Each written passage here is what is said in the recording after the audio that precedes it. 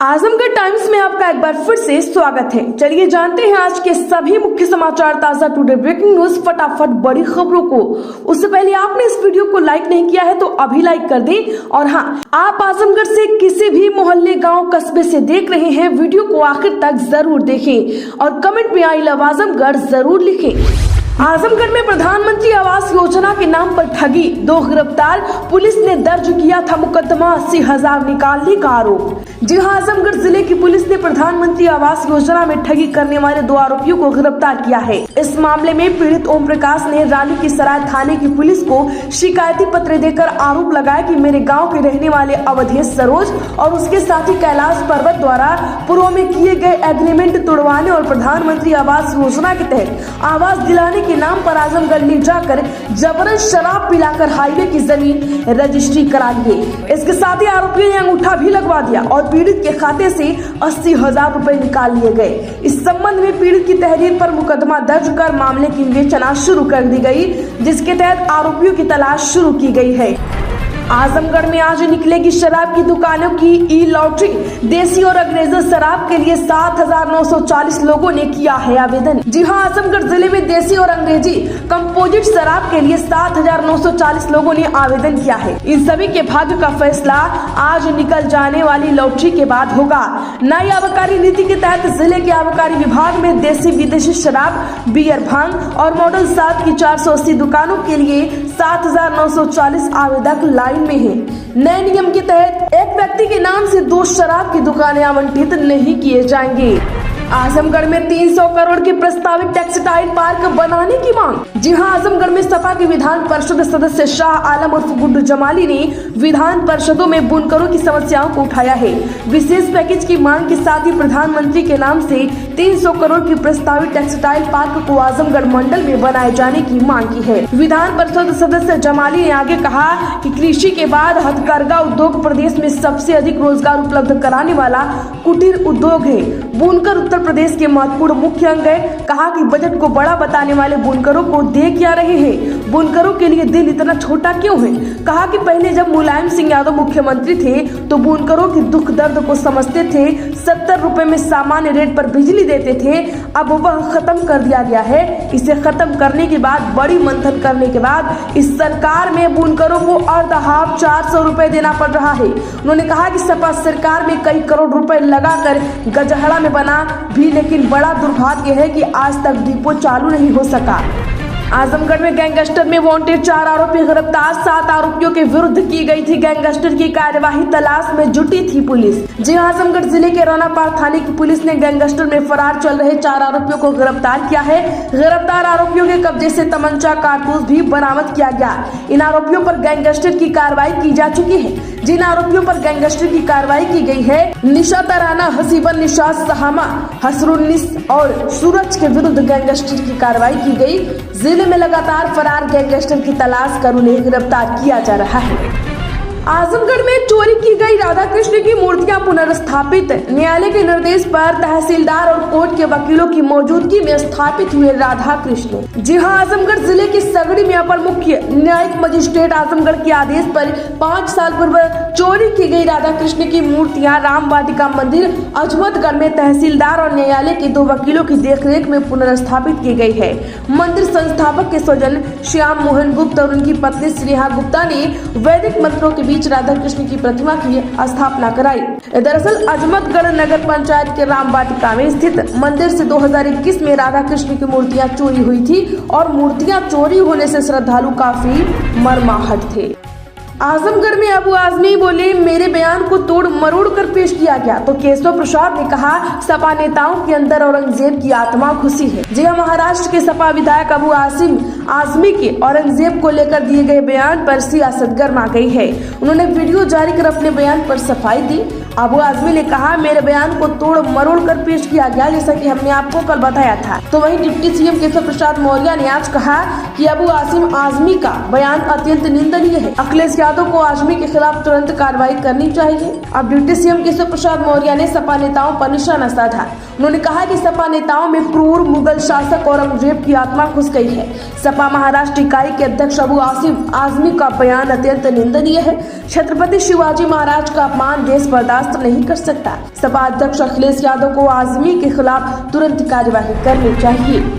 आजमगढ़ में sewer line के लिए तोड़ दी शहर की गलियां, 6 माह बाद भी मरम्मत नहीं। जी हाँ, बता दें कि आजमगढ़ में सीवर लाइन बनाने के लिए कई मोहल्लों में गलियां तोड़ दी गई है।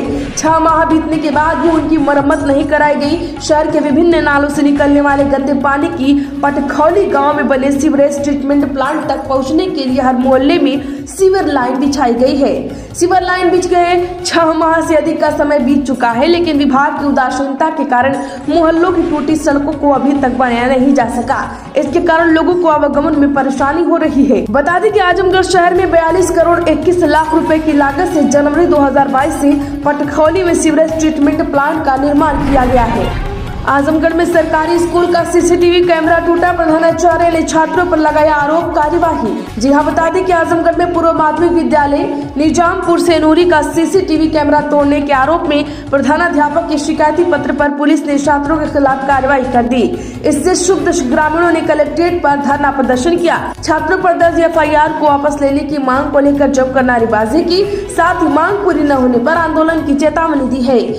आजमगढ़ में पति की दूसरी शादी विरोध करने पर पति और उसके परिवार वालों ने दी धमकी। जी हां, बता दें कि आजमगढ़ में पहली पत्नी के रहते हुए दूसरी शादी करने के मामले में पहली पत्नी की तहरीर पर कप्तानगंज थाना पुलिस ने पति सहित परिवार के लोगों के खिलाफ मुकदमा दर्ज किया है।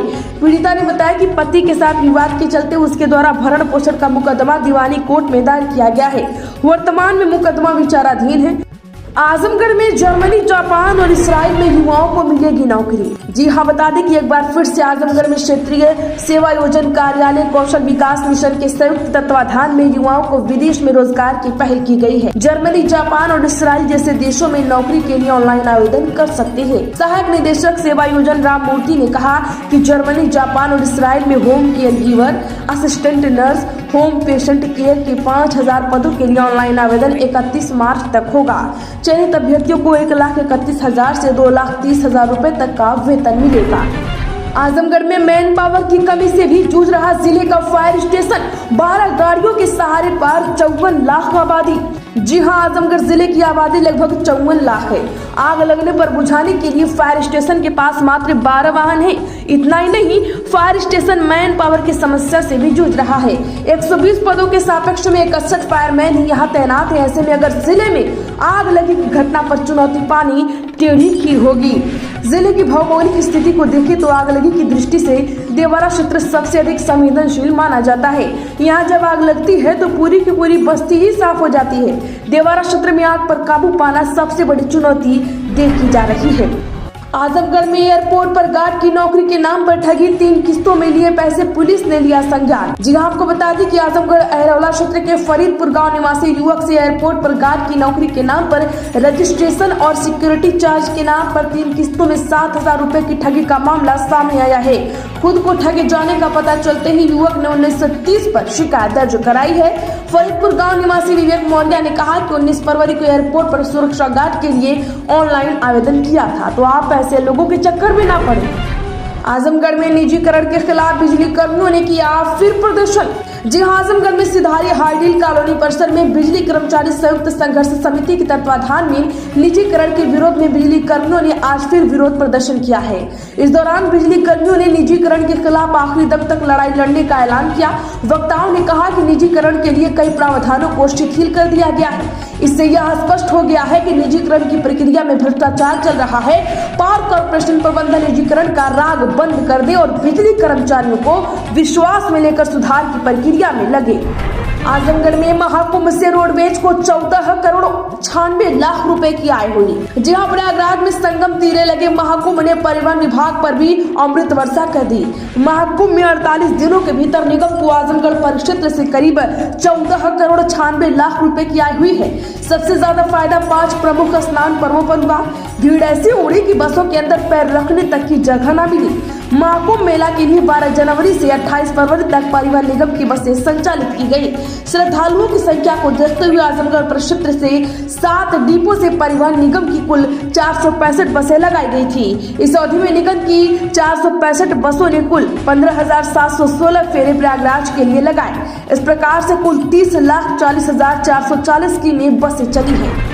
आजमगढ़ में गर्मी की दस्तक 121 हैंडपंप रिबोर और मरम्मत की देख रहे हैं राहत। जी हां, आजमगढ़ में गर्मी ने दस्तक दे दी है। ब्लॉक में 121 इंडिया मार्क हैंडपंप खराब है। इन्हें दुरुस्त कराने के लिए लोगों ने कई बार शिकायत किया है, लेकिन विभाग की उदासीनता के कारण इसे ठीक नहीं कराया जा सका। बता दें कि तापमान धीरे धीरे बढ़ना शुरू हो गया है। अभी तो गनीमत है, लेकिन आने वाले समय में यह गर्मी 40 डिग्री सेल्सियस के पार पहुँच जाएगी। वहीं ब्लॉक क्षेत्र में कई स्थानों पर लगे सरकारी हैंडपंप खराब पड़े हैं। इन्हें ठीक कराने को लेकर विभागीय उदासीन बना हुआ है।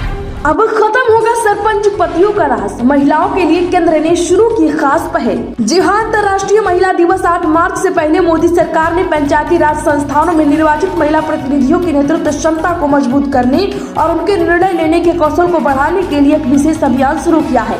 सशक्त पंचायत नेत्री अभियान के तहत आयोजित एक कार्यक्रम में 1200 से अधिक महिला पंचायत नेताओं की उपस्थिति में इस पहल की शुरुआत की गई। इस अवसर पर पंचायती राज मंत्रालय द्वारा एक महत्वपूर्ण प्राइमर भी जारी किया गया, जिसमें महिलाओं और लड़कियों की सुरक्षा व सशक्तिकरण के लिए कानून की विस्तृत जानकारी दी गई है।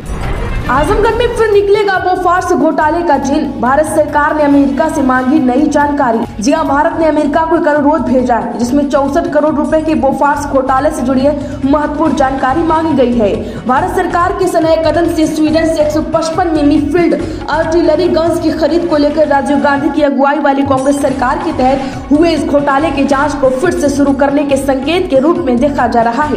टाइम्स ऑफ इंडिया ने अपनी एक रिपोर्ट के सूत्रों के हवाले से कहा कि सीबीआई ने हाल ही में एक विशेष अदालत द्वारा जारी पत्र अमेरिका न्याय विभाग में भेज दिया है। सर्द हवाओं ने फिर बदला मौसम का मिजाज, पारा लुढ़का, अलर्ट जारी। जी हां, उत्तर प्रदेश के अधिकांश जिलों में आसपास आसमान साफ और खिली चमकदार धूप के बीच आंधी की शक्ल में चली तेज हवा ने लोगों को हैरत में डाला। पिछले दिनों हुई तेज बारिश और ओलावृष्टि के बाद ठंड बढ़ गई।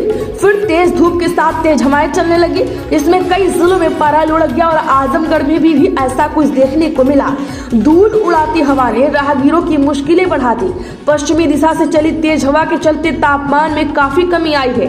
वहीं रात के न्यूनतम तापमान में एकाएक 3 डिग्री सेल्सियस की गिरावट आने से देर रात और सुबह के समय सर्दी का एहसास बढ़ गया। वहीं मौसम वैज्ञानिकों की माने तो आजमगढ़ में 10 मार्च के बाद गर्मी बढ़ सकती है। तेज धूप के साथ गर्म हवाएं चलने की आशंका है। खबरों में इतना ही। वीडियो को लाइक करें, ज्यादा से ज्यादा लोगों में शेयर कर दें, और अगर आपने अभी तक आजमगढ़ टाइम्स को सब्सक्राइब नहीं किया है तो सब्सक्राइब करके बगल में घंटी का निशान भी दबा लें।